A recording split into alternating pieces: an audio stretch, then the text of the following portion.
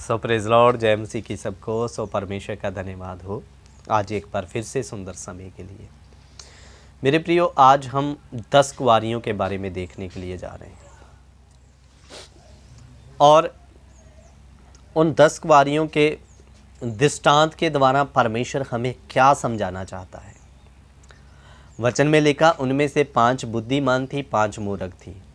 उनका भेद क्या है? वो बुद्धिमान और मूर्ख कौन है? सो वचन में लास्ट तक बने रहें। आइए वचन को देखते हैं। मत्ती 25 अध्याय उसका 1 वचन। स्वर्ग का राज उन 10 कुंवारियों के समान होगा जो अपनी मसाले लेकर दुल्हे से भेंट करने को निकली। सो इधर में लिखा, स्वर्ग का राज उन 10 कुंवारियों के समान होगा जो अपनी मिसालें लेकर दुल्हे से भेंट करने को निकली। तो इधर में लिखा 10 है, 10 की 10 ही कुंवारियां हैं, यानी कि इनमें से कोई गैर विश्वासी, 5 गैर विश्वासी या 5 मसीह ऐसा नहीं। उदाहरण के लिए ये पांचों के पांचों यीशु मसीह के खून से खरीदी गए विश्वासी हैं, समझ लो।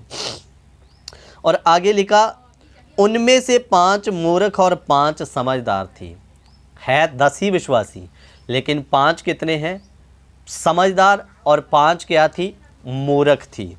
तो मेरे प्रियो, अब वचन के अनुसार बुद्धिमान और मूर्ख किसको कहा गया है, इस बात को हमें जानना बहुत ज़रूरी है। उसके लिए आप पढ़िए मत्ती 7 अध्याय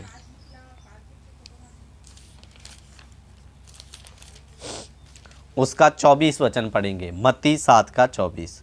इसलिए जो कोई मेरी ये बातें सुनकर उन्हें मानता है वह उस बुद्धिमान मनुष्य के समान ठहरेगा जिसने अपना घर चट्टान पर बनाया।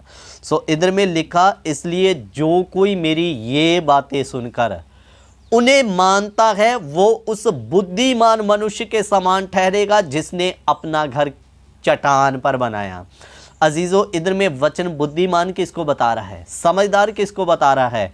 जो विश्वासी प्रभु के वचन को सुनता है और सुनने के साथ उस वचन पर चलता है, वचन उसको बुद्धिमान बताता है। अब हम मूर्ख के बारे में देखेंगे। उसके लिए मत्ती 7 का 26 भी पढ़ दीजिए। परंतु जो कोई मेरी ये बातें सुनता है और उन पर चलता नहीं, वह उस निर्बुद्धि मनुष्य के समान ठहरेगा जिसने अपना घर बालू पर बनाया, रेत पर बनाया। और लिखा है तो ये भी विश्वासी, लेकिन ये बात को सुनता तो है लेकिन उसे मानता नहीं, और इसलिए इसको निर्बुद्धि, पंजाबी में लिखा मूर्ख व्यक्ति कहा गया है। तो अजीजों, अब मैं आशा करता हूं कि आपको समझदार और मूर्ख कौन है समझ में आया होगा।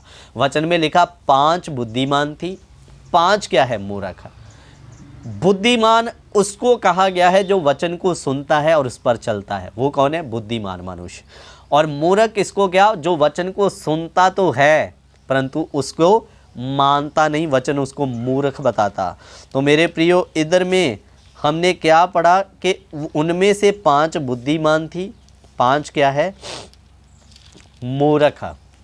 यानी कि है 10 के 10 विश्वासी, लेकिन 5 है जो वचन को सुन के मानते हैं, और 5 है तो विश्वासी, वचन सुनते तो हैं लेकिन उन्हें मानते नहीं। आगे पढ़ेंगे। मूर्खों ने अपनी मशालें तो ली परंतु अपने साथ तेल नहीं लिया। इधर में लिखा कि उन्होंने अपनी मशालें तो ले ली। मिसाल दूसरों को रोशनी देने का काम करती है। और मेरे प्रियो, इधर में लिखा उन्होंने मशालें तो ली लेकिन अपने साथ तेल नहीं लिया। इधर कहने का मतलब अपना जीवन ज्योति होने के लिए परमेश्वर को सौंप तो दिया कि हम दूसरों को भी प्रकाश देंगे, लेकिन लापरवाही नहीं छोड़ी, सुचेत नहीं रही, जागते हुए नहीं रही, लापरवाही के साथ जीवन बिताया। जब दुल्हा आएगा तब देखा जाएगा। आज कितने विश्वासी लोग आज भी लापरवाही के साथ जीवन जी रहे हैं, अपने आप को सुचेत और चुकन्ना करके नहीं चल रहे हैं। उनको लगता है जब यीशु आएगा तब देखा जाएगा। उस समय के समान जैसे नूहा ने कहा था, मन फिराओ, क्योंकि ये धरती पानी के साथ क्या होने वाली है? नाश। लेकिन किसी ने नूह का विश्वास नहीं किया, परंतु उसकी बात को ठट्ठों में लिया, लापरवाही के साथ जीवन जीते रहे, मनमर्जी करते रहे। और ये स्त्रियां भी लापरवाही के साथ ठान तो लिया हम जिएंगे, लेकिन लापरवाही भरा जीवन नहीं छोड़ा। ये बात उन्होंने तेल नहीं लिया, उनकी लापरवाही को दर्शा रही है। तो आज कितने विश्वासी आज मनमाना जीवन जीते हुए लापरवाही को कर रहे हैं, जब आएगा देखा जाएगा। सो इधर आगे लिखा, परंतु समझदारों ने अपनी मशालों के साथ अपनी कुप्पियों में तेल भी भर लिया। जब दूल्हे के आने में देर हुई तो सब ऊँघने लगी और सो गई। और इधर समझदारों के बारे में लिखा, उन्होंने मिशालें ली और अपने साथ तेल भी रखा कि समय और असमय पर ये हमारे काम आ सके करके। मेरे प्रियो, ये उनके सुचेत रहने, चुकन्ने रहने को बता रहा है कि हम चाहे उसके आने में देर भी क्यों ना हो जाए, हम हमेशा तैयार हैं। हमारा जीवन उसके लिए हमेशा तत्पर रहेगा। इसलिए मेरे अजीजों, हमें हमेशा जागते और सुचेत रहने की आवश्यकता है। हमेशा हमारा जीवन उस परमेश्वर के साथ सीधा होना है। ये नहीं कि आज नहीं मैं कल कर लूँगा, ऐसा नहीं। हमेशा अपने जीवन में तैयार रहें, आपका जीवन परमेश्वर के साथ सीधा रहे। लेकिन मूर्खों ने सोचा अभी हमारे पास है, जब आएगा तब देखा जाएगा। और यही उनकी लापरवाही उनके लिए स्वर्ग का दरवाजा बंद कर दिया मेरे अजीजों।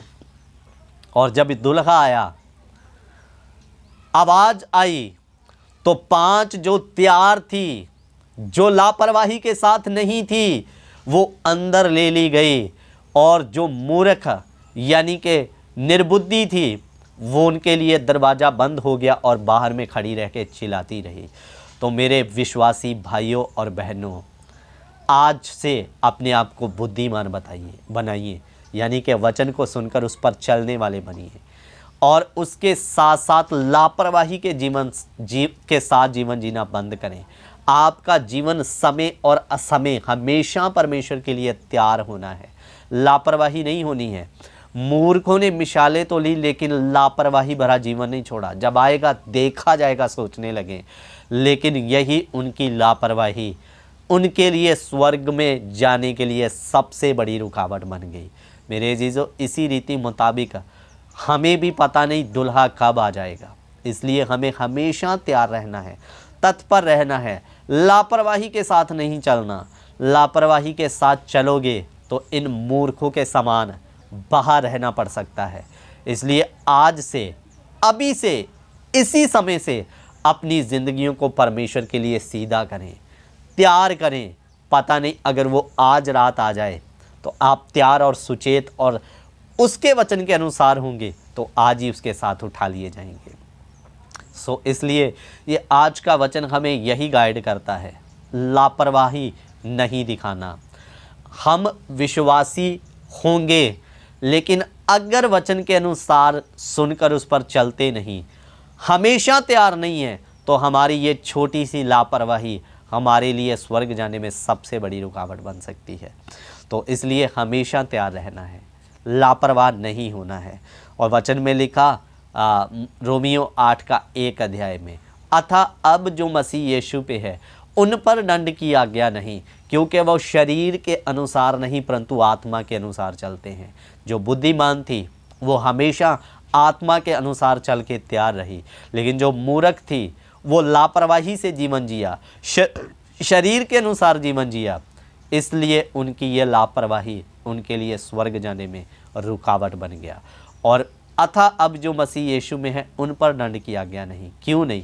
क्योंकि वो शरीर के अनुसार नहीं, आत्मा के अनुसार चलते हैं। और आपका हमेशा आत्मा में तैयार रहना, आपकी कुप्पियों में तेल रहना, यही आपको स्वर्ग राज में लेकर जाएगा।